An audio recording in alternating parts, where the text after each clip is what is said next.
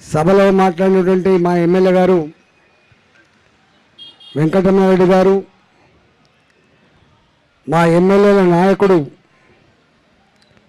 BJP leader Maheshwar Reddy గారు, ధన్పాల్ సూర్యనారాయణ గారు గౌరవ శాసనసభ్యులు, మా రాకేష్ రెడ్డి గారు ఫైర్ బాండ్, అట్లనే మా కొమరన్న ఎమ్మెల్సీ, అంజిరెడ్డి గారు ఎమ్మెల్సీ. ఇరిగిపోతుందా? వస్తుందా మైక్ చక్కగా? సరిలేదా? సంఘీభాగంగా వచ్చినటువంటి నాయకులకు, కార్యకర్తలకు, రిటైర్డ్ ఉద్యోగులకు, మీడియా మిత్రులందరికీ నమస్కారం. భారత్ మాతాకి, భారత్ మాతాకి. తెలంగాణ ఉద్యమంలో ఒక ప్రత్యేకత చూసిన, మళ్ళీ ఈ ధర్నాలో ఒక ప్రత్యేకతను చూసిన. ఆ ప్రత్యేకత ఏంటంటే, ఆనాడు తెలంగాణ ఉద్యమంలో జెండాతో, సంఘంతో, రాజకీయాలతో సంబంధం లేదు. ఒకటే సంబంధం, తెలంగాణ మట్టి బిడ్డల సంబంధం. మళ్ళీ ఇవాళ చూస్తున్నా, ఇక్కడ పాత డిటిఎఫ్ నాయకులు ఉన్నారు, ఏపీటీఎఫ్ నాయకులు ఉన్నారు, యూటీఎఫ్ నాయకులు కనబడుతున్నారు. అనేక సంఘాలలో నాయకుల స్థాయిలో పనిచేసినటువంటి వాళ్ళందరూ కూడా మాకు ఇవాళ జెండా లేదు, మాకు ఇవాళ సంఘం లేదు, మా ఏకైక ఆశయం మా రిటైర్డ్ ఉద్యోగుల ప్రాణాలు కాపాడే మా ఎజెండా అని చెప్పి ఇవాళ తరలి వచ్చి ఈ ప్రభుత్వం మీద కన్నీరు జనానికి వచ్చినటువంటి మా ఉద్యోగులు కనబడుతున్నారు. నేను పాత ఆర్థిక మంత్రిని. నేను చాలామంది ఈ ప్రభుత్వం వచ్చిన తర్వాత గతంలో ఎప్పుడు కూడా ఈ రిటైర్మెంట్ బెనిఫిట్ల కోసమో, వాళ్ళు దాచుకున్న సొమ్ము ఓ ఇల్లు కట్టే సందర్భంలోనో, ఓ బిడ్డల పెళ్ళిళ్ళు చేసే సందర్భంలోనో, లేదా పిల్లలని అబ్రాడ్కు పంపే సందర్భంలో కొంత పాటు లోన్ తీసుకునే వెసులుబాటు ఉంటుంది. కానీ వాళ్ళ రిటైర్మెంట్ బెనిఫిట్స్ కావచ్చు, వాళ్ళు దాచుకున్న సొమ్ము నుంచి కొంత వాడుకోవడం కోసం పెట్టుకున్న దరఖాస్తులు కావచ్చు, ఇవన్నీ ఏవి పరిష్కారం కాకపోగా చివరికి ఇంతకుముందు మా ఎమ్మెల్యేలు గుర్తు చేసిండ్రు, రిటైర్డ్ ఉద్యోగి 35 సంవత్సరాలు పనిచేస్తే ఆయనను చూసుకునే తీరు గిదేనా అని చెప్పి ఆనాడు మాటలు మాట్లాడినప్పుడు సంబరపడ్డము, మాటలు మాట్లాడినప్పుడు వాళ్ళకు పాలాభిషేకాలు చేసినాము. కానీ గిట్ల గీ ధర్నా చౌకలో రిటైర్డ్ ఉద్యోగులుగా డబ్బులు రాకపోగా ఆత్మహత్యలు చేసుకుంటామని, ఆత్మహత్యలకు విరుద్ధంగా ధర్నాలు చేసే పరిస్థితి అని చెప్పి మాత్రం నా తెలంగాణ రిటైర్డ్ ఉద్యోగులు ఊహించలేకపోయినారు. మాటలు బ్రహ్మాండంగా ఉన్నాయి, కానీ చేతలు లేవు. నేను నా ఇంటికి వచ్చేటువంటి ఓ 100 మందిలో 5-6 ఉద్యోగులు వస్తున్నారు, రిటైర్డ్ ఉద్యోగులు వస్తున్నారు. రిటైర్డ్ ఉద్యోగులు కావచ్చు, ఇంజనీరింగ్, మెడిసిన్ చదువుకునే విద్యార్థుల తల్లిదండ్రులు కావచ్చు.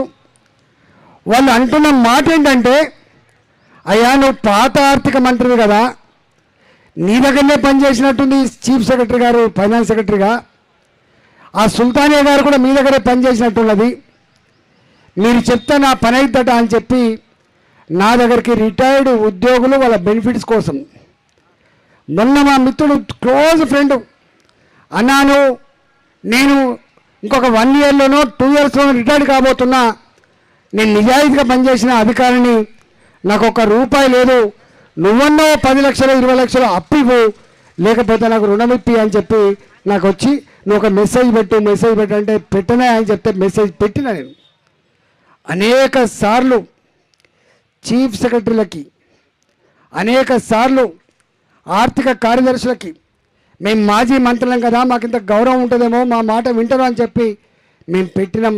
కానీ ఎవరి పని కూడా కాలేదు. కాకపోగా మేము ఎప్పుడైనా ఫోన్ చేస్తే వాళ్ళు మాట్లాడే మాటలు ఏంటంటే మా చేతులు ఏం లేదు, మా చేతులు ఏం లేదు, మీరు పైన చెప్పమని చెప్తున్నారు. ఇంత సిగ్గుమాలిన వ్యవస్థ ఉంటుందని చెప్పి మేము కళ్ళ కూడా ఊహించలేదు. 14 సంవత్సరాల కాలం పాటు ఏ తెలంగాణ రాష్ట్ర ఆశయం కోసం ఉద్యమాలు చేసినామో ఇదే ధర్నా చౌక్లో మేము దీక్షలు చేసి అలసిపోయి ఇక్కడే పడుకుంటే మా కిందికెళ్ళి ఆ మొత్తం మురికంతా మా కిందికెళ్ళి పోయిన తెల్లారులే చూసేలకు మొత్తం తడిసిపోయి ఉన్నాం. మాకు అలసిపోయి తెలియకుండా అయిపోయింది. అప్పుడు అనుకున్నాం తెలంగాణ కోసం కొట్లాడుతున్నాం కదా, ఇదో లెక్క కదా అని చెప్పి అనుకున్నాం. అంటే గంత కష్టపడి తెచ్చుకున్న తెలంగాణ, బలిదానాలు చేసుకొని తెచ్చుకున్న తెలంగాణలో కానీ ఇవాళ రేవంత్ రెడ్డి సర్కార్ గిట్ల కన్నీళ్లు పెట్టుతుందని చెప్పి మాత్రం ఎవరు ఊహించలేదు. కానీ ఇది రేవంత్ రెడ్డికి వీళ్ళు రిటైర్డ్ ఉద్యోగులే కావచ్చు కాక వాళ్ళు ఎక్కువ నీ సచివాలయం ముందు ధర్నాలు చేయడానికో నీ సచివాలయ గేట్లు ఎక్కి ఉద్యమాలు చేయకపోవచ్చు, కానీ వాళ్ళకు పదనైన ఒక ఆయుధం ఉంటుంది, వాళ్ళకు లక్షల మందిని కదిలించగలిగినటువంటి ఆయుధం ఉంటుంది. ఆ ఆయుధంతో నీ భర్తం పడతారని చెప్పి ఈ సందర్భంగా హెచ్చరిస్తా ఉన్నా. ఈరోజు 2018లో అనుకుంటే ఒకసారి నేనే ముఖ్యమంత్రి గారికి ఒక మాట చెప్పిన, అయ్యా మీరు ముఖ్యమంత్రులు, మీకు ఎవరు ఎదురు చెప్పద్దు, కానీ విషయం అయితే తప్పకుండా మీకు చెప్పాలి, చెప్తే ఏ వ్యూ నువ్వు తీసుకుంటుండొచ్చు అని చెప్పి నేను ఒకసారి చెప్పిన. 2018 నవంబర్లోనో అక్టోబర్లోనూ నేను చివరి సంవత్సరం ఆర్థిక మంత్రిగా చివరి సంవత్సరంలో మొత్తం చూస్తూ ఉంటే తెచ్చుకున్న అప్పులు కానీ ఖర్చు పెడుతున్న తీరు కానీ వస్తున్న ట్యాక్స్ కానీ చూస్తున్నప్పుడు అదనంగా ఒక 5,000 కోట్ల రూపాయలు కూడా ఖర్చు పెట్టేటువంటి స్తోమత లేకుండా పోయింది 2019 నాటికే. 2019 నాటికే ఒక 5,000 కోట్ల రూపాయలు సంవత్సరానికి అదనంగా ఖర్చు పెట్టే ఆస్కారం లేదు. కానీ మీరు ఎన్నికల పోయేటప్పుడు మాత్రం నిరుద్యోగ భృతి పేరిట 4,000 రూపాయలు ఇస్తా అని చెప్తా ఉన్నారు. మీరు ఇచ్చే హామీలు చూస్తూ ఉంటే సంవత్సరానికి ఒక 50,000 కోట్ల రూపాయలు అదనంగా ఖర్చు పెట్టేటువంటి ఆస్కారం ఉన్నది. ఈ 50,000 కోట్ల రూపాయలు ఎక్కడి నుంచి తెచ్చిస్తాం, మనం చివరికి జీతాలు ఇవ్వాలనే పరిస్థితి అని చెప్పి 2019లో నేను మాట్లాడినా. కానీ ఇచ్చిండ్రు హామీలు. మీకు తెలుసు 2018 ఎన్నికల్లో ఇచ్చిన హామీలలో 2 అతి ముఖ్యమైన హామీలు అమలు కాలే. 4,000 రూపాయలు నిరుద్యోగ భృతి అమలు కాలే, రైతు రుణమాఫీ కూడా అమలు కాలే, ఏకకాలంలో చేస్తానది. కాంగ్రెస్ పార్టీ ఆనాడు 2 లక్షల రూపాయలు ఏకకాలం చేస్తా అని చెప్పిండు. దానికి ప్రతిగా టీఆర్ఎస్ ప్రభుత్వం నేనన్న మంత్రిగా ఉన్న 1,00,000 రూపాయలు ఏకకాలం చేస్తా అని చెప్పిండు. కానీ ముఖ్యమంత్రి మాలాంటి వాళ్ళని ఎదురు చెప్పొద్దు, విషయం మాత్రం కమ్యూనికేట్ చేసినాం. కానీ 4,000 రూపాయల నిరుద్యోగ భృతి అమలు కాలేదు, ఏకకాలంలో 1,00,000 రూపాయల రుణమాఫీ కూడా అమలు కాలే. నేను చాలాసార్లు మాట్లాడి చెప్పిన, డబ్బులు లేకనా 2021లో నేను భారతీయ జనతా పార్టీ శాసనసభలో గెలిచిన తర్వాత అనేక సమస్యల మీద మాట్లాడుతున్నప్పుడు ఈ విషయం కూడా మాట్లాడినా, అయ్యా నువ్వు 4,000 రూపాయలు ఇస్తా అని చెప్పినావు, ఎందుకు ఇవ్వలేకపోతున్నావు? రైతాంగానికి 1,00,000 రూపాయల రుణమాఫీ ఏకకాలం చేస్తా అని చెప్పినావు, ఎందుకు చేయలేకపోతున్నావు? డబ్బులు లేకనా మోసం చేయడానికి అని చెప్పి అడిగినా దానికి సమాధానం లేదు. కానీ నాకు మాత్రం సమాధానం తెలుసు, నీ దగ్గర డబ్బులు లేవనే విషయం తెలుసు నాకు. 2021 నుంచి మాట్లాడిన నేను ఇవాళ రేవంత్ రెడ్డి వచ్చిన తర్వాత నేను అనుకున్న, దేశాన్ని పాలించిన పార్టీ, ఈ దేశాన్ని అతి ఎక్కువ సంవత్సరాలు పాలించిన పార్టీ కాంగ్రెస్ పార్టీ, రాష్ట్రాన్ని పాలించిన పార్టీ కూడా కాంగ్రెస్ పార్టీ. రేవంత్ రెడ్డి గారు హామీలు ఇస్తున్నప్పుడు నేను మాజీ ఆర్థిక మంత్రిగా బాధ్యత కలిగిన పౌరుడిగా ఆనాడు నేను ప్రశ్నించిన, అయ్యా రేవంత్ రెడ్డి గారు నీవెప్పుడు మంత్రివి కాలే, నీవెప్పుడు అధికార పార్టీలో లేవు, నీకు విషయ పరిజ్ఞానం ఉందో లేదో నాకు తెలియదు, కానీ నీవిచ్చే హామీలు చూస్తూ ఉంటే, నీ డిక్లరేషన్ చూస్తూ ఉంటే కేసీఆర్ మాట మళ్ళీ గుర్తొస్తుంది, నాకు 2018 గుర్తొస్తూ ఉంది అని చెప్పి నేను మాట్లాడినా. అప్పుడు వాళ్ళు చెప్పిన మాట ఏంటంటే, ఆయననే ఆర్థిక మంత్రి చేసిండా, ఆయనకే తెలివి ఉందా, మాకు అనుభవం లేదా, నాకు తెలివి లేదా అని చెప్పి మాట్లాడు. నేను అంటున్నా, ఆ రోజు ఈ మాట అంటే నేను వెంటనే చెప్పిన, మీరు ఇచ్చిన హామీలు, కాంగ్రెస్ పార్టీ మేనిఫెస్టోలో పెట్టిన హామీలు, నీ డిక్లరేషన్లో ఇచ్చినటువంటి హామీలు అమలు కావాలంటే మొట్టమొదటి సంవత్సరం కావాల్సింది 1,00,000 కోట్ల రూపాయలు అని చెప్పిన, 1,00,000 కోట్ల రూపాయలు చెప్పిన. ఇనొస్తుందా అని ఎవరో లేచి ఇట్లా అంటున్నారు, ఇనొస్తుందా?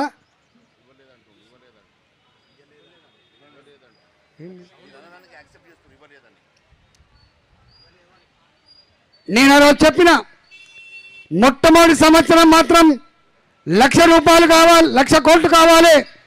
రెండవ సంవత్సరం నుంచి మాత్రం తప్పకుండా 40,000 50,000 కోట్లు కావాలని చెప్పి ఆ రోజు చెప్పినాం. కానీ ఆనాడు ఎన్నికలు, కేసీఆర్ని బొందబెట్టాలి, కేసీఆర్ని ఒడగొట్టాలి కాబట్టి ఆల్టర్నేటివ్గా ఆయన కనబడితే ఆయన హామీలు చూడలేదు, ఆయన డిక్లరేషన్లు చూడలేదు, టక్క ఓట్లేసి గెలిపించింది.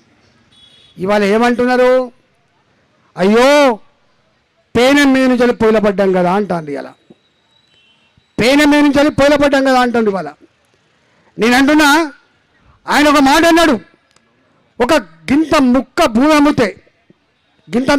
భూమి అమ్మితే రైతుల మాఫీ మీద మాట్లాడిన సందర్భంలో ఆయన మాట్లాడిన మాట ఏంటంటే, 40,000 కోట్ల రూపాయలు కావాలి రైతుల మాఫీకి, ఏకకాలంలో ఇస్తా అని చెప్పినావు, ఎట్లా సాధ్యమైందంటే, ఆనాడు ముఖ్యమంత్రి కాకముందు రేవంత్ రెడ్డి మాట్లాడిన మాట ఏంటంటే, హైదరాబాద్లో విలువైన భూములు ఉన్నాయి, ఒక ముక్క అమ్మితే దీని బిషాద్ ఎంత అని చెప్పిండు రేవంత్ రెడ్డి.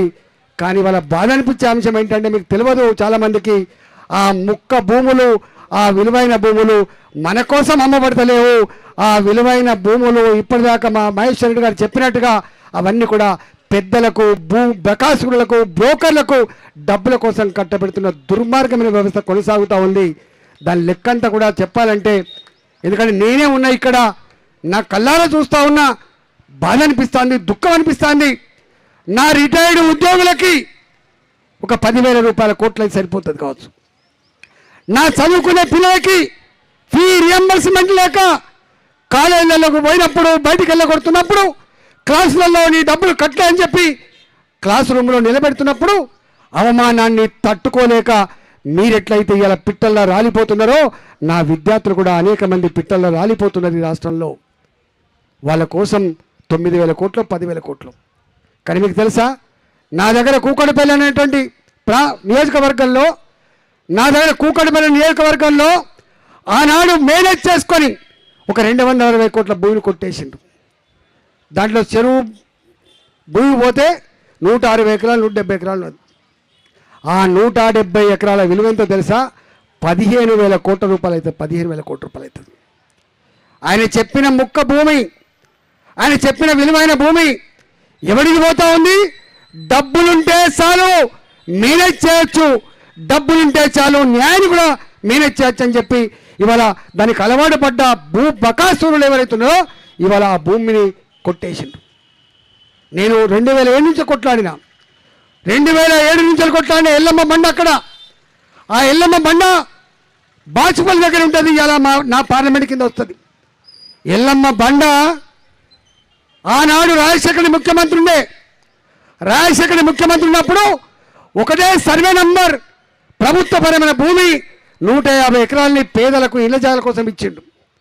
మిగిలిన 100-125 ఎకరాల భూమి ఉండి అక్కడ ఇంకా గవర్నమెంట్ భూమి పంచంగా మిగిలిన 120 ఎకరాల భూమి. ఇవాళ బాధ అనిపించేది ఏంటంటే, ఆ గవర్నమెంట్ భూమి కోర్టులో మేనేజ్ చేసుకొని అది ప్రైవేటు భూమిగా ఇలా రిజిస్టర్ కాబోతూ ఉంది. ఆ భూమి విలువ ఇవాళ 6,000 కోట్ల రూపాయలు, 7,000 కోట్ల రూపాయలు ఉంటుంది. అలా 6,000 కోట్ల రూపాయలు, 7,000 కోట్ల రూపాయలు ఉంటుంది. అది ఎల్లమ్మ బండ సర్వే నెంబర్ 59లో ఉంటుంది. అలా ఇలా ఏమంటాడు ఈ ముఖ్యమంత్రి? ఆనాడు కేసీఆర్ భూములను చెరబడుతున్నాడని చెప్పినవో, 22A కింద పెట్టి 1,000 కోట్ల రూపాయలు సంపాదిస్తున్నామని చెప్పినవో, లక్షల కోట్ల రూపాయల విలువైన భూములు మాయమవుతున్నాయని చెప్పినవో, అవి సంపూర్ణంగా ఇంకా కొన్ని మిగిలి ఉంటే, ఆనాడు వాళ్ళు రాచబాటలు వేస్తే మిగిలి ఉంటే, ఇవాళ చేతికి మట్టంటకుండా వాటిని అడ్డం పెట్టుకొని ఆ తీర్పులను అడ్డం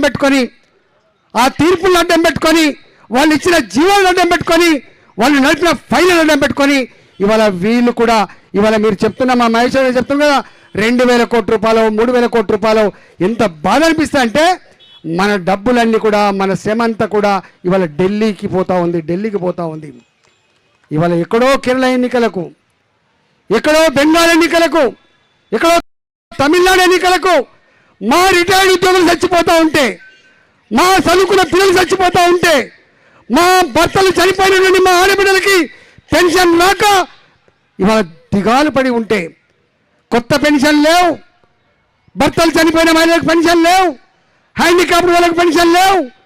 కానీ వేల కోట్ల రూపాయల విలువైనటువంటి హైదరాబాద్ నా ప్రజల భూములు మాత్రం ఇవాళ బ్రోకర్ల పాలు చేసి 1,000 కోట్ల రూపాయలు ఇలా వాటికి పోతా ఉన్నాయి. తెలంగాణ సమాజం మౌనంగా ఉండే సమాజం కాదని మాత్రం తెలుసు. ఎప్పుడో సందర్భం వస్తే మత్పరిచ్చే మాయ చేసే గుణం తెలంగాణ ప్రజలకు లేదు. తెలంగాణ ప్రజలకి బరిగీసి కొట్టేటువంటి శక్తి ఉంటుంది. ఇవాళ సప్పుడు చేయకపోవచ్చు, ఇంకా 2.5 సంవత్సరం ఉందని చెప్పి అనుకోవచ్చు, ఇది మౌనంగా భరిస్తుందని చెప్పి భావిస్తుండొచ్చు. కానీ లేచినాడు ఆపగలిగే శక్తి రేవంత్ రెడ్డి కాదు కదా, రేవంత్ రెడ్డి జయజమ్మ కూడా లేదు, గుర్తుపెట్టుకోండి. ఏం మాట్లాడుతున్నారు మీరు? 10.5 సంవత్సరాలు 2028లో ఎన్నికలు జరగాలి, ఇవాళ 29లో ఎన్నికలు జరుగుతాయి. 10.5 సంవత్సరాల కాలం పాటు నేనే ముఖ్యమంత్రి అని చెప్పి నువ్వు విరవెగుతున్నావు కదా. ఇది కొనుక్కుంటే దొరికే సరుకు కాదు బాబు, ఈ పదవి అమ్మ ఇచ్చేది కాదు, నాన్న ఇచ్చేది కాదు, నువ్వు మస్కా కొట్టి కాళ్ళు పట్టుకొని ఢిల్లీ నుంచి తెచ్చుకునే పదవి కాదు. నా తెలంగాణ ప్రజలు ఆత్మను ఆవిష్కరించి ఓట్లు వేస్తే పదవి వస్తుంది తప్ప ఇది వేరేవాడు ఎవడిచ్చేది కాదు బిడ్డ. ఇది మేమిచ్చేది, ఇది మా ప్రజలు ఇచ్చేది. మా రిటైర్డ్ ఉద్యోగులు మా రాకేష్ రెడ్డి గారు అన్నాడు, అన్న మా రిటైర్డ్ ఉద్యోగులు కూడా పోయిండ్రు, మా వాళ్ళు కూడా పోతారు కావచ్చు. రకరకాల కారణాలు ఉండొచ్చు. సర్పంచ్ ఎన్నికలలో, ఎంపీటీసీ ఎన్నికలలో వాళ్ళ వాడకట్టోలనో, వాళ్ళ ఫ్రెండ్షిప్ ఉంటనో, వాళ్ళ కులమనో ఏదో ఒక ఫ్యాక్టరీతో పోవచ్చు. అంత మాత్రాన నా రిటైర్డ్ ఉద్యోగులు కావచ్చు, అంత మాత్రాన నా ప్రజలు వాళ్ళకు పట్టం కట్టడానికి మాత్రం సిద్ధంగా లేరు. సందర్భం రావాలి వాళ్ళకి. గా ఎన్నికల మీద దృష్టి పెట్టరు, గుర్తుపెట్టుకోండి. కాకపోతే రేవంత్ రెడ్డి గారు నాకు 40% ఓట్లు వచ్చినాయి, నాకు 40% ప్రజల మ్యాండేట్ దొరికిందని చెప్పి విర్రవీగుతుండొచ్చు. మీకు తెలుసు, నేను టీఆర్ఎస్ పార్టీలో ఉన్ననాడు మా శ్రీనివాస్ కూడా ఉన్నాడు ఇక్కడ, మా వకలాబాలం కూడా ఉన్నాడు ఇక్కడ. 32 జిల్లా పరిషత్తులు ఉంటే 32 జిల్లా పరిషత్తులు టీఆర్ఎస్ గెలిచిందన్నాడు. మొత్తం మున్సిపాలిటీలు ఉంటే మొత్తం మున్సిపాలిటీల్లో టీఆర్ఎస్ పార్టీ గెలిచింది, మొత్తం సర్పంచ్లు కూడా టీఆర్ఎస్ గెలిచింది. కానీ జనరల్ ఎన్నికలు వస్తే కర్రెగాల్చి వాత పెడితే భూపాతంలోకి తొక్కేసిన ప్రజలు, గుర్తుపెట్టుకో. ఇవన్నీ టెంపరీ ఉంటాయి తప్ప ఇవి పర్మనెంట్ కాదు, గుర్తుపెట్టుకోండి. పర్మనెంట్ అంటూ ఉంటే వాళ్ళ పదవులు కాదు, పర్మనెంట్గా ఉండేది మన ఓటు హక్కు. మాత్రం పర్మనెంట్ ఉంటుంది. కాబట్టి ఇవాళ నేను ఒకటే ఈ ప్రభుత్వాన్ని హెచ్చరిస్తూ ఉన్నా, ఇప్పటికైనా ఎంత బాధ అనిపిస్తా అంటే, ఆ ప్రభుత్వం పెట్టిన బకాయిలు నేను ఎట్లిస్తా?